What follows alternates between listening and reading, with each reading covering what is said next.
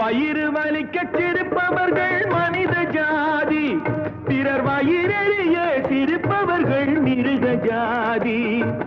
மனிதன் என்ற போர்வையில்